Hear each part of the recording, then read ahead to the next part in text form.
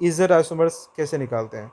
तो EZ isomers जो है वो CIP रूल के अकॉर्डिंग फॉलो होता है, CIP, that is Cahn Ingold and Prelog system कहते हैं इसको।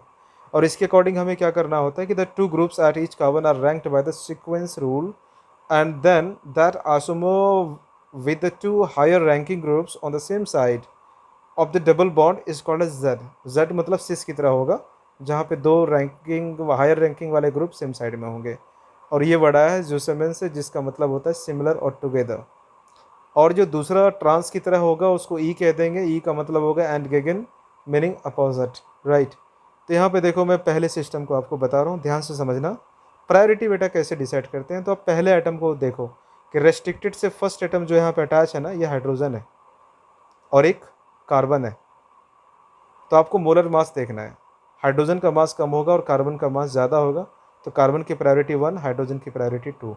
सेकंड रेस्ट्रिक्टेड एटम पे ये फिनाइल ग्रुप है, यानी carbon double bond carbon single bond carbon, और यहाँ पे नाइट्रोजन अटैच है, राइट। फिनाइल में कार्बन होता है और ये नाइट्रोजन अटैच है। तो पहला एटम देखना है, पहला एटम सेम होगा तो हम सेकेंड एटम की बात करेंगे। तो फर्स्ट एटम इसमें कार्बन है और यहाँ पे नाइट्रोजन है, तो नाइट्रोजन का मास कार्बन से ज़्यादा होता है, तो ये प्रायोरिटी 1 और ये प्रायोरिटी 2। तो मुझे 1-2 के टर्म्स में देखो ये अपोजिट है कि सेम साइड में है, राइट। तो 1-1 को आप देख रहे हो कि ये अपोजिट साइड में, ये ट्रांस की तरह दिखेगा। तो ट्रांस को हम लोग क्या कहते हैं, अभी आपको बताया कि ट्रांस के लिए हम लोग कहते हैं ई, राइट, ई लिखा हुआ था। फिर मान लो एक एग्जांपल मैं यहाँ पर ये ले लेता हूँ। तो Cl की प्रायोरिटी 1 है, हाइड्रोजन की प्रायोरिटी 2 है, क्योंकि मास क्लोरीन का ज़्यादा होता है। ब्रोमीन का मास क्लोरीन से भी ज़्यादा है, तो ब्रोमीन 1 प्रायोरिटी पे है, क्लोरीन 2 प्रायोरिटी पे है।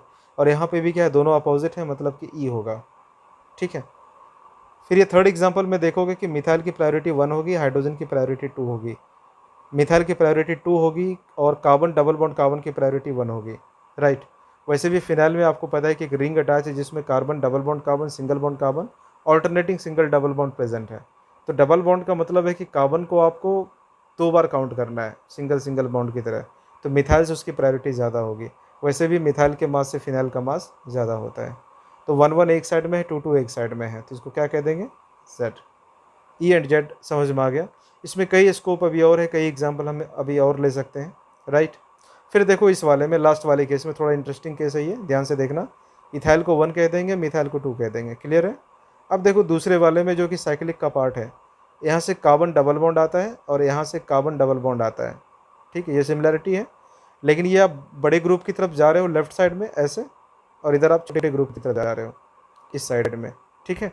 तो हम क्या राइट साइड को प्रायोरिटी क्या कह सकते हैं, राइट साइड की प्रायोरिटी यहाँ पे क्या कहेंगे, ये छोटी प्रायोरिटी है ना, तो ये आपका 2 की तरफ दिखेगा और ये 1 की तरफ दिखेगा।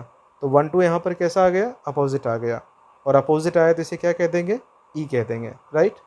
तो लास्ट वाला एग्जाम्पल हमारा ई का है। इसके बाद देखो कि हम सिस ट्रांस को अगर कंपेयर करते हैं तो जनरली क्या होगा कि डायपोल मोमेंट सिस आइसोमर का ज़्यादा होता है ना। क्योंकि ट्रांस में आप देखोगे कि जो बॉन्ड मोमेंट है वो एक दूसरे को कैंसिल कर सकता है। तो हमें पता है कि sp2 कार्बन है और ये sp3 कार्बन है, और sp2 carbon is more electronegative than sp3 carbon. तो हम लोग बॉन्ड मोमेंट की डायरेक्शन दिखाते हैं टुवर्ड्स मोर इलेक्ट्रोनेगेटिव एटम, यानी इस डायरेक्शन में दिखाएंगे। सेकंड एग्जांपल में भी sp2 कार्बन है और ये sp3 कार्बन है, तो मोर इलेक्ट्रोनेगेटिव की तरफ बॉन्ड मोमेंट की डायरेक्शन दिखाएंगे। तो डायपोल मोमेंट यहाँ पर एडिटिव है, अगर ये ट्रांस होता तो कैंसिल कर रहा होता है ना। तो जनरली हम कहते हैं कि dipole moment, boiling point and solubility in water are greater in cis form than trans, right. तो बॉइलिंग पॉइंट का क्या रिलेशन है, तो जैसे मान लो कि कोई पोलर कंपाउंड है तो वो पोलर सॉल्वेंट में सॉल्युबल होगा, और पोलैरिटी या डायपोल मोमेंट जितनी ज़्यादा है, पोलैरिटी इतनी ज़्यादा है, और उतनी आसानी से वो वाटर में सॉल्युबल हो पाएगा, ठीक है। तो डायपोल मोमेंट के अधिक होने से इंटरमॉलिक्यूलर फोर्स ऑफ अट्रैक्शन ज़्यादा है, मतलब बॉइलिंग पॉइंट ज़्यादा है, राइट। और अगर पोलर सॉल्वेंट में डिसोल्यूशन की बात करते हैं तो पोलैरिटी के साथ सॉल्युबिलिटी इन वाटर भी बढ़ जाती है। तो ये तीनों चीज़ें सिस में ज़्यादा दिखेंगी ट्रांस से। एक एडवांटेज यहाँ पे मेल्टिंग पॉइंट का ट्रांस को मिल जाता है, क्योंकि ट्रांस में जो पैकिंग होगी वो ज़्यादा बेटर हो पाती है, सिमेट्रिक पैकिंग हो पाती है सॉलिड में, तो मेल्टिंग पॉइंट आपको ज़्यादा दिखेगा किसका, ट्रांस का। तो एग्जाम्पल हमने लिया है सिस एंड ट्रांस का। तो सिस डायोइक एसिड को यहाँ पर मैलिक एसिड कह रहे हैं, राइट, और ट्रांस वाले डायोइक एसिड को हम लोग फ्यूमरिक एसिड कह देंगे। तो आप देख रहे हो कि फ्यूमरिक एसिड का मेल्टिंग पॉइंट ज़्यादा है क्योंकि यह ट्रांस था, और इसका मेल्टिंग पॉइंट कम है मैलिक एसिड का, क्योंकि ये सिस था। लेकिन जब आप सॉल्युबिलिटी इन वाटर की बात करोगे तो आप देख पा रहे हैं कि जो सिस फॉर्म है वो हाईली सॉल्युबल है और जो ट्रांस फॉर्म है वो काफ़ी कम सॉल्युबल है, नेग्लिजिबल सॉल्युबल है in comparison to cis form.